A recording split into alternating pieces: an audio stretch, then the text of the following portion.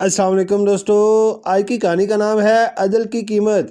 ایک بادشاہ تھا جو اپنے انصاف کے لیے مشہور تھا۔ ایک دن وہ شہر کا چکر لگا رہا تھا کہ اس کی نظر ایک نوجوان لڑکی پر پڑی جو اپنے بیمار باپ کے لیے دوائیں لا رہی تھی۔ اس کے چہرے کی معصومیت اور غم کی جھلک نے بادشاہ کے دل پر چوٹ کی۔ بادشاہ نے اپنے وزیر سے پوچھا، یہ لڑکی کون ہے؟ وزیر نے جواب دیا، بادشاہ سلامت، یہ آپ کے فوج کے سابق کمانڈر جنرل ناصر کی بیٹی ہے جو اب بیمار اور مفلس ہو چکا ہے۔ بادشاہ نے دل میں فیصلہ کیا۔ اس نے جنرل ناصر کے گھر ایک قاصد بھیجا۔ بادشاہ تمہیں ایک اہم کام سونپنا چاہتے ہیں۔ یہ خط دور دراز کے پہاڑی قلعے کے حاکم کو دو اور اس کا جواب لے کر آؤ۔ ناصر بوڑھا اور بیمار تھا، لیکن بادشاہ کا حکم ماننا اس کا فرض تھا۔ اس نے خط اپنی بیٹی سمیہ کو دیا۔ سمیہ نے کہا، ابو آپ کی صحت اس سفر کے قابل نہیں، میں آپ کی جگہ جا سکتی ہوں۔ ناصر نے انکار کر دیا، لیکن سمیہ نے اصرار کیا۔ آخرکار وہ رضامند ہو گیا۔ سمیہ نے اپنے باپ کا گھوڑا سدھارا، مردانہ لباس پہنا اور راستے کی تمام مشکلوں کے لیے تیار ہو گئی۔ ادھر بادشاہ جو در حقیقت ناصر کو شہر سے باہر بھیج کر اس کی بیٹی سے ملنے کا موقع ڈھونڈ رہا تھا، نے سنا کہ سمیہ خود سفر پر جا رہی ہے۔ اس کا ارادہ اور بھی پختہ ہو گیا۔ جیسے ہی سمیہ نے سفر شروع کیا، بادشاہ ایک عام آدمی کی طرح کپڑے پہن کر ناصر کے گھر پہنچا۔ اس نے دروازہ کھٹکھٹایا۔ بوڑھے ناصر نے دروازہ کھولا۔ بادشاہ کو دیکھتے ہی وہ حیران رہ گیا۔ بادشاہ نے کہا، ناصر میں تمہیں دیکھنے آیا ہوں۔ ناصر نے ادب سے کہا، بادشاہ سلامت، یہ کس قسم کا اعزاز ہے کہ آپ خود میرے غریب خانے میں تشریف لائے۔ بادشاہ نے کمرے کا جائزہ لیتے ہوئے کہا، تم نے مملکت کے لیے بہت کچھ کیا ہے۔ میں تمہاری بیٹی سمیہ کی شادی ایک معزز خاندان میں کروانا چاہتا ہوں۔ ناصر کی آنکھوں میں چمک آ گئی۔ بادشاہ سلامت، یہ تو بہت بڑی بات ہے۔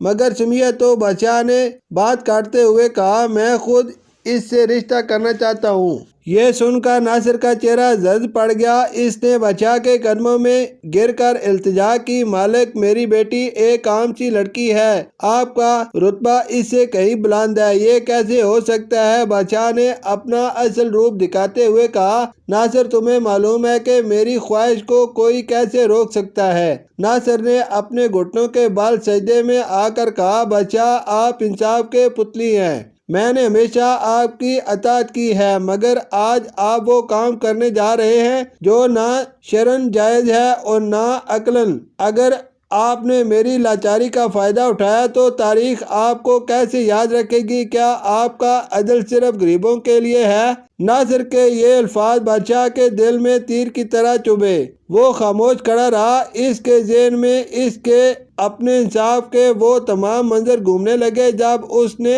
امیر اور غریب میں فرق کیے بغیر فیصلے سنائے تھے۔ کیا آج وہی بادشاہ ایک بوڑھے بے بس فوجی کی بیٹی کو اپنے ظلم کا نشانہ بنا رہا ہے؟ شرمندگی اور پچھتاوا اس کے چہرے پر عیاں ہو گئے۔ وہ بغیر کچھ کہے پیچھے مڑا اور محل کی طرف چل دیا۔ اپنی جیب سے نکالا ہوا ایک قیمتی ہار وہیں زمین پر گر گیا، جس کا اسے احساس تک نہ ہوا۔ کچھ دن بعد سمیہ کامیابی سے واپس آ گئی۔ اس نے اپنے باپ کو پورا واقعہ سنا کر بادشاہ کے ارادوں کے بارے میں جانا۔ دونوں باپ بیٹی بہت پریشان تھے۔ اسی شام جب سمیہ کمرے کی صفائی کر رہی تھی، اسے پلنگ کے نیچے وہ قیمتی ہار ملا۔ وہ سمجھ گئی کہ یہ بادشاہ ہی کی چیز ہو سکتی ہے۔ سمیہ نے ہار اٹھایا اور اپنے باپ سے کہا، ابو ہمیں فوری طور پر یہ ہار بادشاہ کو واپس کرنا چاہیے۔ ناصر نے پریشانی سے کہا، بیٹا اگر ہم یہ ہار واپس کرنے گئے تو بادشاہ کو شرمندگی ہوگی اور شاید وہ ہمیں ہی سزا دے۔ سمیہ نے عقل مندی سے جواب دیا، نہیں ابو، اگر ہم یہ ہار رکھ لیں گے تو یہ چوری ہوگی، اور اگر ہم خاموش رہے تو بادشاہ کو یقین ہو جائے گا کہ ہم اس کے راز جانتے ہیں اور اسے بلیک میل کر رہے ہیں۔ صرف سچائی اور ایمانداری ہی ہمیں بچا سکتی ہے۔ اگلے دن ناصر اور سمیہ دونوں محل میں حاضر ہوئے۔ درباری حیران تھے کہ یہ غریب باپ بیٹی یہاں کیوں آئے ہیں۔ سمیہ نے بڑے ادب سے بادشاہ کے سامنے وہ ہار پیش کرتے ہوئے کہا، بادشاہ سلامت، یہ آپ کا ہار ہمارے گھر پر گرا ہوا ملا، ہم آپ کی خدمت میں واپس کرنے آئے ہیں۔ بادشاہ نے حیرت سے سمیہ کی طرف دیکھا، اس کی آنکھوں میں نہ ڈر تھا، نہ لالچ، نہ بدلے کی آگ، صرف ایمانداری اور عزت تھی۔ بادشاہ نے ہار لے لیا اور ایک خاموش اشارے سے سب کو دربار سے باہر جانے کا کہا۔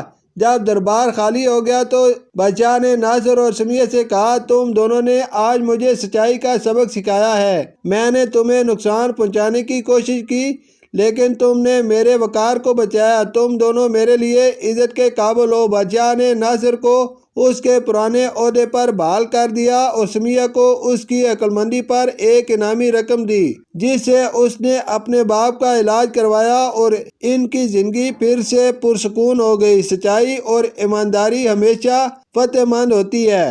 بعض اوقات دوسروں کے غلط ارادوں کا جواب بھلائی سے دینا ہی سب سے بڑی طاقت ہوتی ہے۔ اپنے اخلاق اور اصولوں پر قائم رہنا ہی حقیقی کامیابی ہے۔ شکریہ۔